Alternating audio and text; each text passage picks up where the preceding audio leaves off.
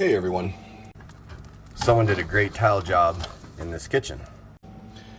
However, as you can see, the outlet sits way too far back. So we're going to actually change the outlet and then bring it forward a little bit so that it actually is flush with the wall. And I'll show you how. Stay tuned. The next step in this video would be to make sure that we actually turn off the breaker to that outlet so we don't get electrocuted when we're changing it out. And although this is a Federal Pacific and the whole panel probably needs to be redone, this is not a very nice panel. I'll explain later. But this is our breaker that we want to touch, and that way I don't get electrocuted when changing out the breaker, the outlet, sorry. One way to make sure that you actually got the right breaker, as you can see the lights are off. I'm using a flashlight, but we still have 120 volts going through that outlet. So it's a good thing to check even though you thought you hit the right breaker. As you can see, originally I hit the wrong breaker. I had people telling me that my lights were off in the kitchen, but the lights or the power going to that outlet were obviously not off. Now that you can see that it doesn't say 120 volts, we're safe to proceed. Now that it's safe to proceed, we can start removing the outlet. Now that the screws are fully loose, you can gently remove the outlet. It's not fully loose apparently.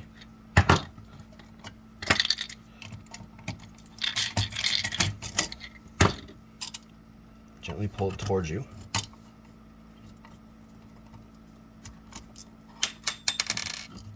Keeping in mind where the wires are.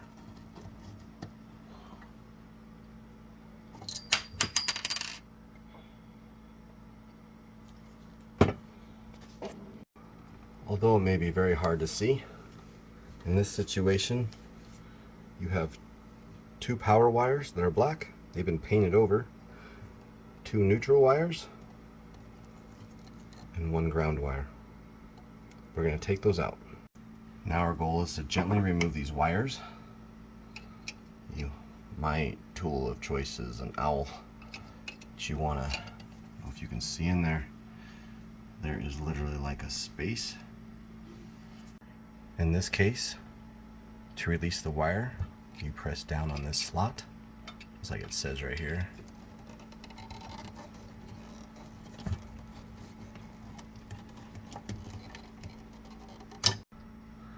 And it should release the wire.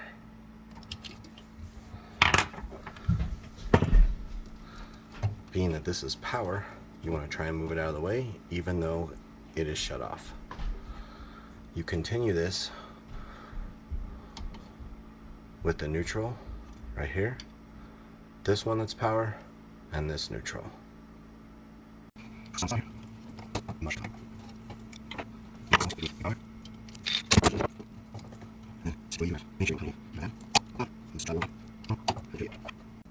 In this scenario, you want to keep this wire together, the hot and the neutral, and this wire together, the hot and the neutral. You can see that they are together with Romex back there, these two and these two. This is the old plug that we just took out,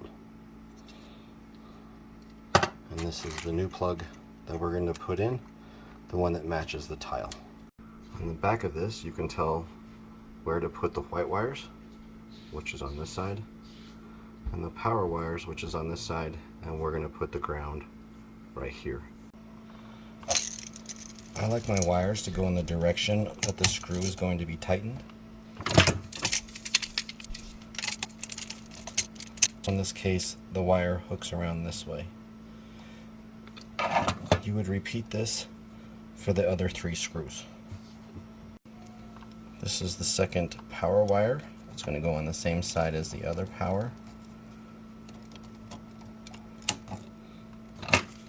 And again, you would tighten.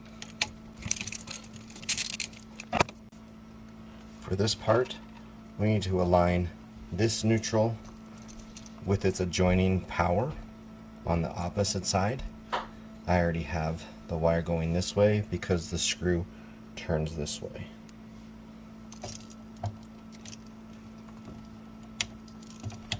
Like so. And then tighten. This wire, neutral, goes with this power wire, which is on the bottom of the outlet. And you're going to do the same thing with this one. And then just tighten.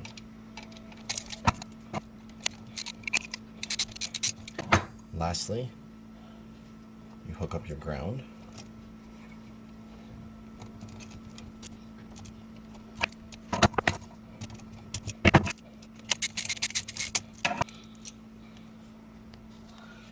Now that our wires are connected to our outlet, it's time to install the outlet.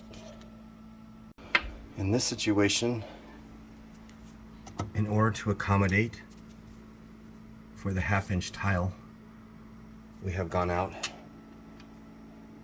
and bought neoprene spacers and longer screws to make up for that size difference. So first we have to remove the old ones and install the new ones with the spacer. So that we may install the new ones with the spacer.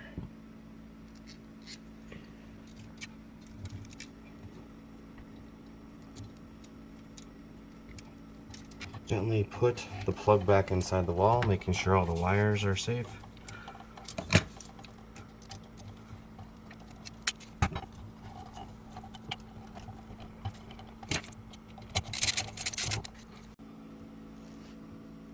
Repeat this for the bottom one.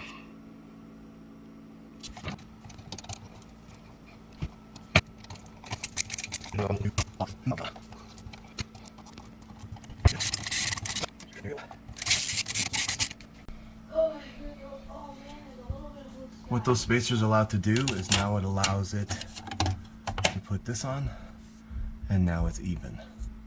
Gently screw this into your outlet, and our outlet's all done.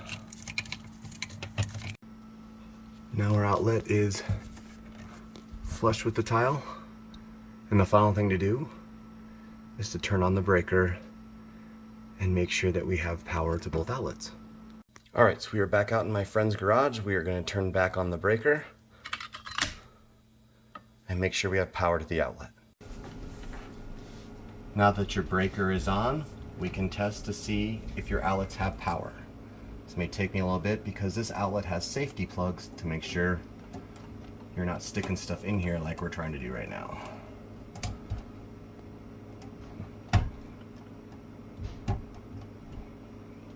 And as you can see, we have 120 volts on the bottom one.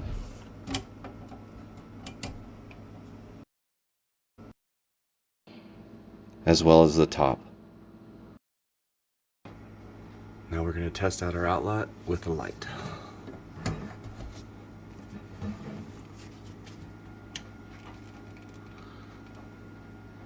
There's that one.